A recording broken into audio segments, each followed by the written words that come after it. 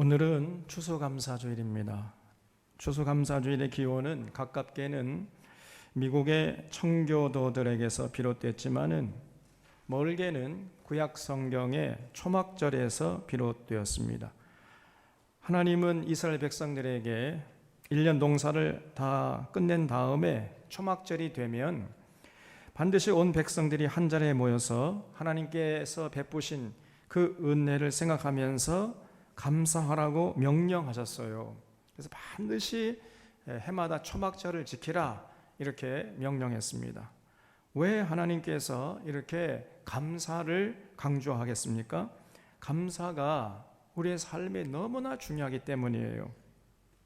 인간의 언어 중에서 감사란 말처럼 아름답고 존귀한 말은 다시 없을 것입니다.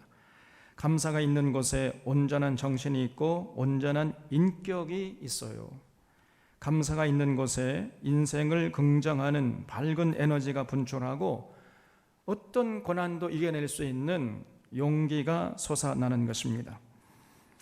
감사가 있는 삶에 건강한 생명의 냄새가 나는 것이고, 감사가 있는 가정에 행복의 웃음이 넘쳐나요. 감사가 있는 곳에 기쁨이 있고 사랑이 있고 행복이 있고 평화가 있는 것입니다. 그래서 인간에게 있어야 할 가장 고귀한 덕목들이 바로 감사하는 마음에서부터 우러나오는 거예요. 제가 존경하는 독일의 보네포 목사님은 말하기를 감사를 통해서 인생은 부요해진다, 이런 명언을 남겼습니다. 아름다운 인생, 성숙한 인생, 행복한 인생은 감사에서부터 비롯되는 거예요. 누군가에게 감사한다는 것은 적어도 그 인격이 최소한의 인격을 갖췄다는 것을 의미하는 거지요.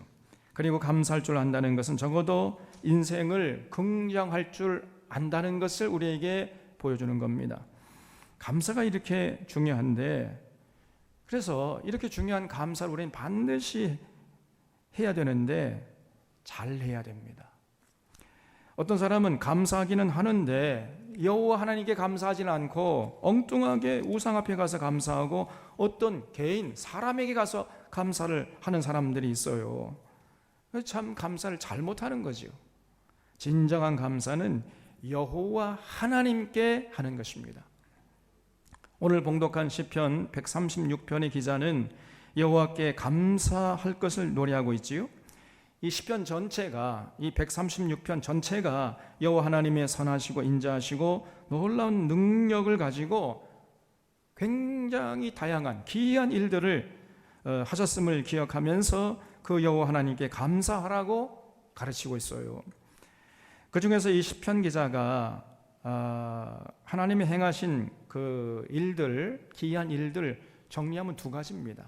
이 두 가지를 들면서 하나님께 감사라고 했어요. 첫째는 7절에 나오는데, 큰 빛들을 지으신 이에게 감사하라. 그 인자하심이 영원함이로다. 해로 낮을 주관하게 하신 이에게 감사하라. 그 인자하심이 영원함이로다 그랬어요. 우리는 진실로 태양을 가지고 태양으로 낮을 주관하게 하신 여호와 하나님께 감사해야 됩니다. 하나님께서 태양을 통해서 우리에게 온갖 복을 내려주시기 때문이에요. 하나님이 햇빛의 양을 이리저리 조절해서 봄이 되기도 하고 여름이 되게 하기도 하고 가을이 되게 하기도 하고 겨울이 되게 하기도 하는 거예요. 이런 여호와 하나님을 생각하면서 우리가 하나님께 감사해야 한다는 거지요. 여러분, 하나님을 향한 감사는 인간이 할 수 있는 가장 고귀한 행위입니다. 신앙생활의 최고의 경지가 바로 하나님께 감사하는 것이라고 할 수 있어요. 아이작 왈터는 말하기를 하나님이 거하시는 곳은 두 곳인데 하나는 천국이요 하나는 감사하는 마음이다, 이렇게 일갈했습니다. 감사하는 마음에 하나님이 임하신다는 거예요. 아무리 고래등 같은 집에서 산의 진미를 먹고 산다 할지라도 하나님께 감사할 줄 모르는 사람은 행복을 느낄 수 없고 누릴 수 없습니다. 행복의 파랑새는 하나님께 감사할 때 찾아오는 거예요. 하나님을 향한 감사의 크기에 따라 행복의 크기가 결정되는 것입니다. 그래서 이 하나님을 향한 감사는 우리 인생의 최고의 항암제요, 해독제요, 방부제예요. 미국 텍사스 대학교 앤더슨 암센터의 종신 교수인 김의신 박사, 우리 한국 사람인데 종신 교수입니다. 이 김의신 박사가 말하기를 하나님을 향한 감사야말로 암을 이겨내는 비결이라 이렇게 강조를 해요. 신실한 믿음의 사람들이 암을 잘 이겨낸다는 것입니다. 기독교인들이 암에 걸리면 하나님이 시련을 줘서 나를 단련시키고자 합니다, 이렇게 생각하기 때문에 이제 그 마음속에 감사한 생각이 든다는 거예요. 암에 걸린 덕분에 소중한 뭔가를 깨닫게 되는 것 감사하고 진심으로 이제 자신의 삶을 돌아보고 하나님 앞에 새로운 삶을 다짐하기 때문에 감사하기 시작한다는 거예요. 그러면 놀랍게도 그때부터 하나님께서 일하기 시작하신다는 겁니다. 그래서 우리 몸에서 치유의 에너지가 막 작동되는 거예요. 그래서 하나님을 향한 감사는 암을 이기는 힘도 있다. 암 전문가가 하는 얘기예요. 제 얘기가 아니고. 또 하나님을 향한 감사를 통해서 우리는 어떤 역경이나 고난도 이겨낼 수 있습니다. 전 세계인의 존경을 받는 넬슨 만델라 남아프리카 공화국 대통령은 인종차별을 반대했죠. 그 백인들의 그 인종차별 아주 그냥 극심했습니다. 거기 온 몸을 던져서 그 인종차별을 반대했습니다. 그러다가 감옥에 갇혔죠. 무려 감옥에 몇 년이 있었느냐? 27년 동안이나 감옥에 있었습니다, 여러분. 27년이라고요. 조금 놀래주세요. 27년 동안 감옥에 갇혀 있었습니다. 이제 조금 반응이 옵니다. 그런데 이 넬슨 만델라는 절대로 하나님께 감사하는 모습을 잃지 않았다는 거죠. 그가 이제 27년 동안 감옥에 갇혀 있다가 추록할 때 그 나이가 70세였습니다. 근데 어떤 사람보다 건강했어요. 그래서 기자가 아니 어떻게 27년 동안이나 감옥에 갇혀 있음에도 불구하고 건강을 유지할 수 있었느냐, 그 비결이 뭐냐 이렇게 물었더니 나는 감옥에서 끊임없이 하나님께 감사했습니다, 이렇게 대답했어요. 하늘을 보면서 감사하고 땅을 보면서 감사하고 물을 마시면서 감사하고 음식을 먹으면서 감사하고 강제 노역할 때면 그때도 감사하고 늘 감사했다는 거예요. 그랬더니 하나님이 내 건강을 지켜주셨다, 이런 고백을 했습니다.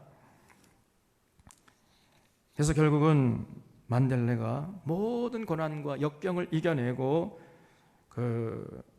사실 감옥에서 풀려난 다음에 노벨 평화상을 수상했어요. 인종차별 반대했다는 그 덕분으로 노벨 평화상을 수상했고 흑인으로서는 최초로 남아프리카 공화국의 대통령이 된 겁니다. 그렇게 고난을 이기고 승리하게 된 비결은 하나님을 향한 끊임없는 감사였던 거예요.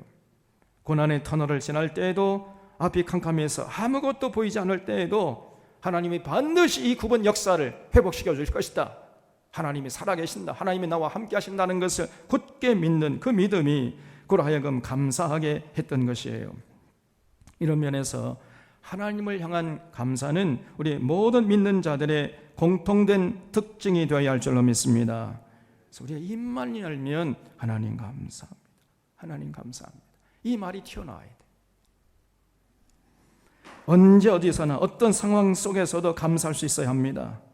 여러분, 우리에게 저주가 뭡니까? 하는 것마다 실패하고 건강 잃고 고통당하는 것이에요? 아닙니다. 그 고통을 벗어나고자 하는 목마름도 아니에요. 진정한 저주는 풍요로움 속에서도 감사할 줄 모르는 마음의 메마름이에요. 사람은 하나님께 감사하는 만큼 내 밖의 것이 소중하고 내 안의 것이 의미가 있게 되는 거예요. 감사할 줄 모르는 자는 풍요 속에서도 빈곤한 자가 되는 거예요. 그러므로 우리는 하나님께 진심으로 언제 어떤 형편에 있든지 간에 감사할 수 있어야 됩니다. 그 마음으로부터 오는 감사를 언제나 하나님께 드릴 수 있어야 되는 거죠. 여러분, 감사할 줄 모르는 사람보다 더 불행한 사람이 없는 것입니다. 그래서 행복의 열쇠가 어디 있습니까? 언제나 어떤 형편에서도 감사하는 거예요. 우리가 잘 아는 헬런 켈러가 있잖아요. 이 헬런 켈러는 눈도 안 보였고 귀도 안 들리고 말도 못하는 사람이었습니다. 그러니까 외부에 어떤 존재나 어떤 것들을 접촉할 수 있는 어떤 통로도 다 막혀 있었던 사람 아니에요? 그저 그냥 손으로 더듬더듬 해가지고 손에 느껴지는 그 감촉을 가지고 감지할 수 있는 이런 사람이었습니다. 여러분, 우리가 외부의 세계를 어떻게 우리가 느낄 수 있습니까? 눈으로 보거나 귀로 듣거나 입으로 말을 통해서 듣고 보고 하는 것인데, 이 헬렌 켈러는 눈도 안 보이고 귀도 안 들리고 말도 못하고 이런 삼중고에 시달렸던 거예요. 그런데 그는 언제나 감사했어요. 나의 약점으로 인해 나는 오히려 하나님께 감사합니다. 고난을 통해서 하나님을 만났고 고난을 통해서 내게 주어진 사명을 내가 알았기 때문입니다. 이렇게 고백을 했습니다. 그러면서 늘 평생 감사하면서 하나님께 감사하며 살았어요. 여러분, 하나님이 이런 헬렌 켈러의 모습을 보면서 감동을 받지 않으시겠습니까? 그는 비록 보지도 못하고 듣지도 못하고 말하지도 못하는 삼중고에 시달렸지만은 진심으로 평안한 삶을 살았고 가치 있는 삶을 살았던 거예요. 그래서 여러분, 감사할 조건이 있을 때 하는 수천 번의 감사보다 감사할 조건이 없을 때 고난 가운데 역경 가운데 드리는 한 번의 감사가 귀한 것이에요. 우리의 신앙을 가늠하는 기준은 얼마나 어느 정도까지 어떤 형편에서까지 하나님께 감사할 수 있느냐, 여기에 따라서 결정되는 것입니다. 모든 조건이 갖춰진 에덴 동산 같은 곳에서 불평하는 자들이 있는가 하면 도저히 사람이 살 수 없는 사막 같은 곳에서도 감사하는 자들이 있다니까요. 심지어 사망의 음침한 골짜기를 지날 때에도 감사하는 것입니다. 하나님께서 그런 자녀를 주목하시고 반드시 그의 길을 인도하시는 거예요. 그래서 모든 위대한 믿음의 선조들은요, 고통스러운 광야를 다 겪었습니다. 오히려 고통스러운 광야가 있었기 때문에 위대한 인생이 된 것이에요. 그래서 그들은 고통스러운 광야를 지날 때 결코 하나님을 향한 감사를 잊지 않았습니다. 아니, 감사를 통해서 그 광야의 고통을 이겨내고 성공적으로 지낼 수가 있었던 거예요. 반대로 과거의 이스라엘 백성들은 광야를 지날 때 그만 감사를 잊어버린 겁니다. 자기들이 그토록 원하던 자유를 만끽함에도 불구하고 그 입에 감사를 잊어버리고 애굽의 종로로 다던 그 시절을 그리워하면서 그거 안 되겠다, 다시 애굽으로 돌아가자, 이렇게 나왔던 거예요. 그 사람답지 못하게 대접을 받으면서 죽지 못해 살아가는 그 시절을 그리워하면서 다른 지도자 세워가지고 애굽으로 그냥 돌아갑시다, 이렇게 나오는 모습을 보면서요, 하나님이 분노하신 거예요. 그래서 한 사람도 가나안 복지에 들어가지 못하게 하시고 40년 동안이나 광야에서 헤매다 죽게 하신 것입니다. 그리고 언제나 어떤 형편에서도 하나님을 신뢰하고 감사했던 여호수아와 갈렙만 그 가나안 젖과 꿀이 흐르는 땅에 들어갈 수 있게 역사하신 거예요. 감사를 잃어버린 사람은 고난의 광야를 벗어날 수 없는 것이에요. 그 입에 감사가 사라진 사람은 절대로 고난의 광야를 극복할 수가 없고 가나안 복지에 들어갈 수 없는 것입니다. 그래서 우리는 반드시 범사에 하나님께 감사하는 자가 되어야 돼요. 그것이 완전히 우리 입에 배고 습관이 되어야 됩니다. 그리고 우리의 자녀들도 여호와께 감사하는 자녀들이 되도록 우리가 가르쳐야 됩니다. 그리고 또 한 가지 간과해서는 안 되는 중요한 점은 하나님을 향한 감사는 반드시 하나님의 뜻을 더욱 충실히 받들어 살겠다는 결단으로 승화되어야 한다는 사실이에요. 모세가 초막절에는 온 백성들을 한 자리에 모여가지고 하나님께 감사하고 그 다음에 하나님의 말씀을 듣고 배우면서 하나님을 경외하도록 하라고 명령했던 것입니다. 신명기 31장 9절에 보면은 출애굽한 이스라엘 백성들이 가나안 땅을 목전에 두고 있었을 때 모세가 이스라엘 백성들에게 이 면제년의 초막절에 남자 여자 남녀노소 할 것 없이 심지어 이방인까지 전부 불러 모아가지고 율법을 듣게 하고 배우게 해서 여호와 하나님 경외하는 법을 배우게 하라고 이렇게 유언을 남겼어요. 오늘날로 하면은 성경 강좌를 반드시 초막절에 실시하라고 한 것입니다. 그렇게 해야 여호와 하나님 경외하는 법을 알게 되고, 그렇게 되면은 개인은 평안하고 사회는 평화롭고 국력은 부강해서 그 땅에서 오랫동안 살 수 있다는 거예요. 그런데 어리석은 이스라엘 백성들은 그 중요한 모세의 명령을 지키지 않았습니다. 초막절이 되어도 하나님께 감사하지도 않았고 성경 강좌도 하지 않았습니다. 그러니 그 다음 세대들이 전혀 하나님께 감사할 줄도 몰랐고 하나님 경외하는 법을 알 턱이 없지요. 그러니까 하나님 경외하는 법 모르니까 그냥 가나안의 우상 앞에 가가지고 하나님이 주신 복을 가지고 가나안 우상을 섬기는 데 앞장섰던 거예요, 이 사람들이. 이런 모습을 보시는 하나님이 걱정 근심하다가 결국은 분노하신 것입니다.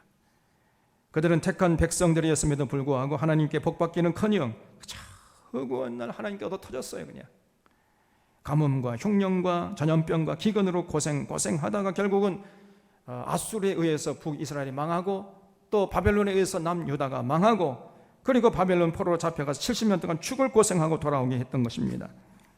그러다가 이스라엘 역사 속에서 이 모세의 명령을 딱 한 번 지킨 적이 있어요.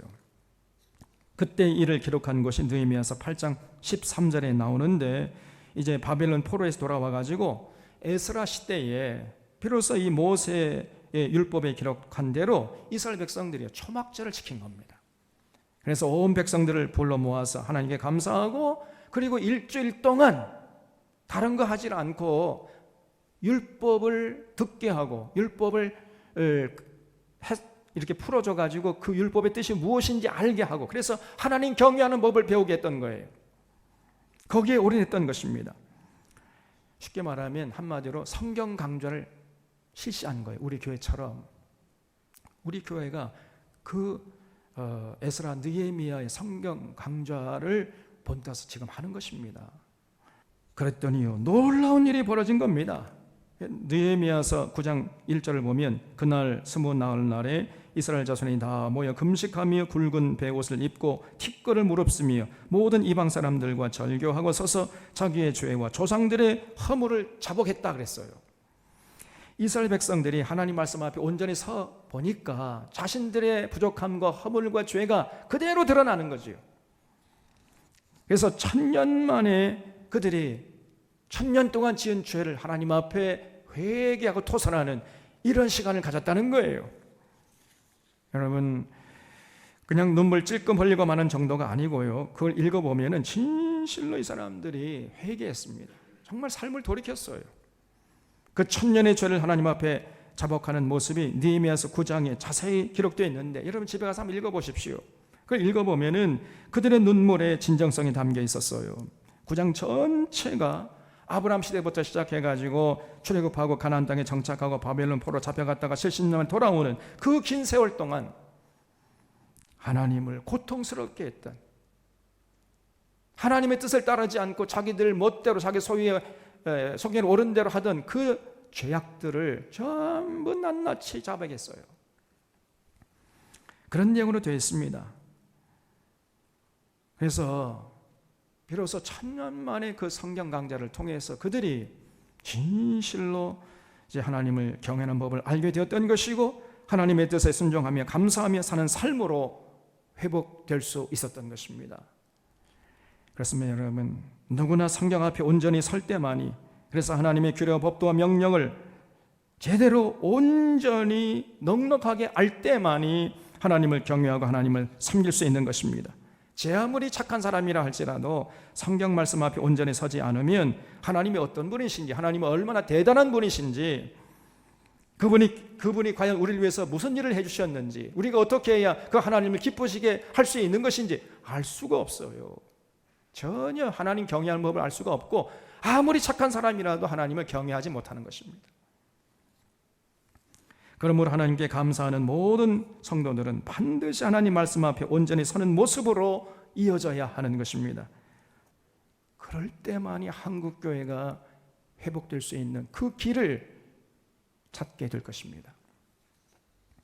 제가 늘 이렇게 말하잖아요. 근데 이렇게 말을 하면 또 어떤 분은 뭐 우리 교회는 이미 성경 강좌 실시하고 있다 이런 말을 해요. 그래서 뭘 합니까? 자세히 살펴보면요, 성경 강좌가 아니에요. 그냥 성경 가지고 뭐 주제별로 조금 깔짝깔짝하고 성경 강좌 했다고 생각하는 거예요. 부분적으로 하고 파편적으로 하고 미흡하게 하고 심지어 왜곡되게 해버리고 그리고 성경 강좌 했다는 거예요. 여러분, 그런 성경 강좌 아무런 의미가 없습니다. 성경 강좌를 실수하되 성경 66권 전체를 올바로 하고 빠르게 하고 그리고 충분히 해야 돼요. 그래서 성경을 통해 계시하시는 삼위일체 하나님을 인격적으로 깊이 만날 수 있어야 하는 것입니다. 그럴 때 우리가 여호와 하나님 경외하는 법을 배울 수가 있는 거예요. 이것이 전통이 되어서 주님 다시 오실 때까지 계속되는 꿈을 가지고 있습니다. 온 교인들이 다 참석해서 한 주간 동안 성경 강좌를 실시하고 이런 시간을 통해서 하나님 경외하는 법을 배우는 교회를 이루는 꿈이 제게 있습니다. 여러분, 이런 꿈이 현실이 될 때 여호와 하나님이 우리 교회에 하늘의 복을 차고 넘치게 부어주실 것입니다. 이렇게 우리가 복받는 비결을 뻔히 알고 있는데 정답은 나와 있어요. 이거 하면 되는 겁니다. 그런데 문제는 실천하지 못하는 거지. 왜 그래요?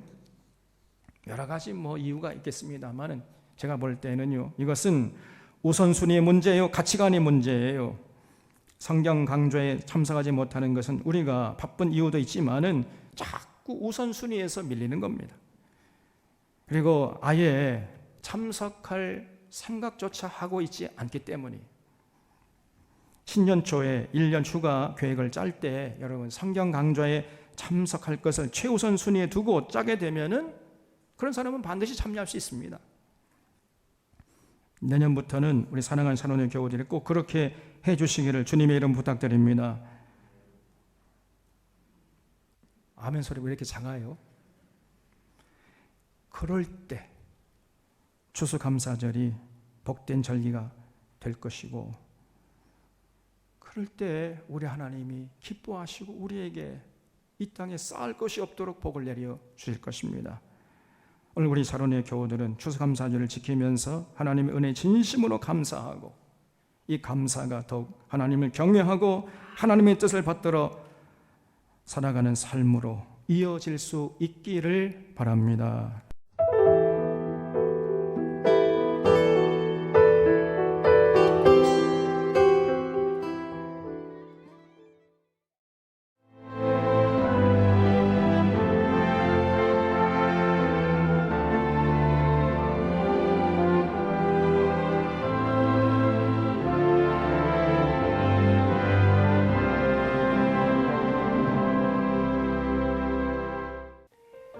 CBS를 사랑해 주시는 전남 지역 청취자 여러분, 안녕하십니까? CBS 재단 이사장 꿈의 교회 김학중 목사입니다. 여러분의 사랑과 관심 덕분에 전남 CBS가 순천시 장천동에 새로운 사옥을 마련하게 됐습니다. 이 방송국 사옥이라는 것은 단순히 건물을 짓는 의미에 지나지 않습니다. 전남 지역 복음 전파와 특별히 다음 세대를 위한 미래 비전을 세우는 일입니다. 코로나19로 모든 활동이 중단되고 또 관계가 단절되는 상황이지만 우리 CBS 방송만큼은 우리의 발길이 닿지 않는 곳까지 구석구석 하나님의 말씀을 전하는 위대한 힘을 지니고 있습니다. 이 방송이 믿음의 반석 위에 굳건히 세워질 수 있도록 여러분들께서 벽돌 한 장 한 장씩 쌓아가는 마음으로 전남 CBS를 위해 후원해 주시고 기도해 주시기를 간곡히 부탁드립니다. 여러분의 이 작은 행함이 CBS를 통해서 교회 공동체를 회복하고 누군가의 믿음을 소생시켜 줄 굳게 믿습니다. 여러분 한 분 한 분을 축복합니다.